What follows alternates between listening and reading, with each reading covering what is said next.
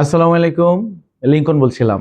যে কালচারের সাথে এখন আছি এটা চাইনিজ এবং মঙ্গোলিয়ান কালচারের একটা কম্বিনেশন আর কি। একদম তারা যেটা খায় মঙ্গোলিয়ায় তো অনেক ঠান্ডা, এবং তারা এরকম ধোঁয়া ওঠা গরম খাসির মাংস এবং খাসির মাংসের স্যুপ এটা খায়।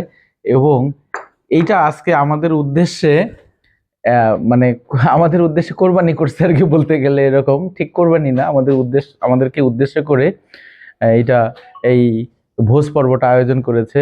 ইনি হচ্ছেন মিস্টার লি লি জং আর কি। উনি হচ্ছেন এখানকার একটা ফ্যাক্টরির মালিক।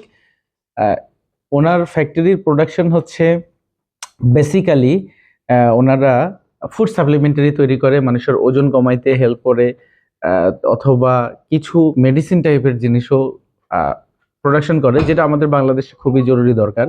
এবং আমরা চেষ্টা করব আস্তে আস্তে তাদের সাথে কোনো কোঅপারেশন করে আমাদের কিছু বাংলাদেশের বেকার সমস্যা সমাধানে তাদের সাথে একটা ইয়ে করে, মানে একটা বন্ড তৈরি করে আমরা হেল্প করতে পারি কিনা। আমার মনে মনে যেটা ইচ্ছা যে তাদের কিছু ইনভেস্টমেন্ট আমরা ওখানে নিয়ে যেতে পারি কিনা। এটা তো আসলে সবসময় ওইভাবে বলা যায় না, বাট এটা আমার স্বপ্ন যে হ্যাঁ, অনেক চাইনিজ বড় বড় ফ্যাক্টরির মালিকরা ওখানে গিয়ে ইনভেস্ট করবে এবং সেখানে আমাদের কিছু বেকার সমস্যার সমাধান হবে।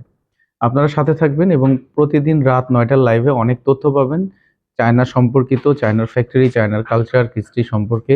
এবং এটা আপনাদের জীবনে অবশ্যই কাজে লাগবে। ঘরে বসে না থেকে অবশ্যই অবশ্যই বের হয়ে পড়েন এবং সারা বিশ্ব ঘুরে বের করার চেষ্টা করেন কোন জিনিসটা বাংলাদেশের জন্য আপনার বেকার সমস্যা সমাধানে কাজে আসবে।